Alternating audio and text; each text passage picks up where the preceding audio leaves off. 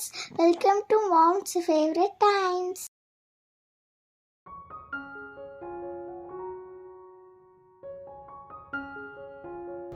இன்னைக்கு நம்ம சேனல்ல ரொம்ப ஈஸியா சாஃப்டா பஞ்சு போல கோதுமை மாவு வச்சு எப்படி கேக் பண்றதுன்னு பார்ப்போம்.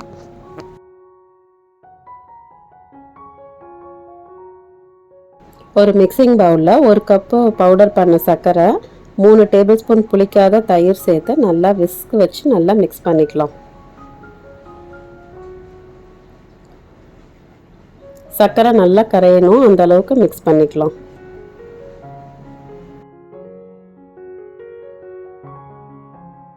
இப்போ இதில் 3/4 கப்பு நல்லா காய்ச்சி ஆற வச்ச திக்கான பால் ஆட் பண்ணிக்கலாம். நல்லா இதையும் விஸ்க் வச்சு மிக்ஸ் பண்ணிக்கலாம். இதோட 1/4 கப்பு ஆயில் ஆட் பண்ணிக்கிறேன்.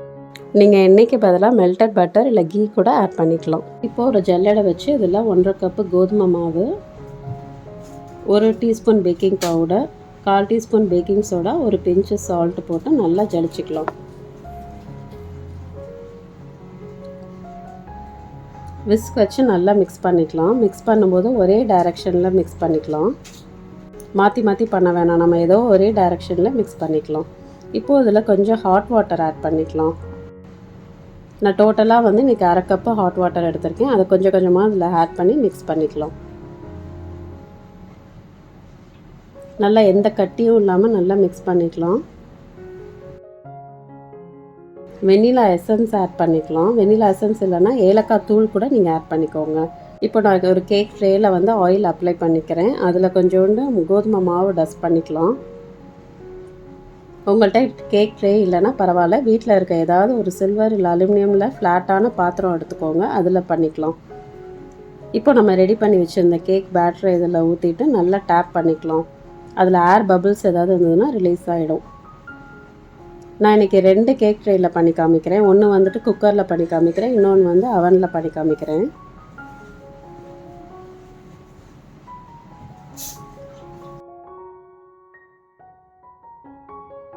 நெக்ஸ்ட் ஸ்டெப், குக்கரில் உப்பு போட்டு 10 மினிட்ஸ் ஹை ஃப்ளேமில் ப்ரீஹீட் பண்ணிக்கலாம். நம்ம ப்ரீஹீட் பண்ண குக்கரில் கேக் ட்ரேவை உள்ளே வச்சு லோ ஃப்ளேமில் 30 to 40 மினிட்ஸ் குக் பண்ணி எடுத்தோன்னா நல்லா சாஃப்டாக கோதுமை மாவு கேக் ரெடி. குக்கரில் லோ ஃப்ளேமில் கேஸ் கட் இல்லாமல் வெயிட் இல்லாமல் குக் பண்ணி எடுக்கலாம்.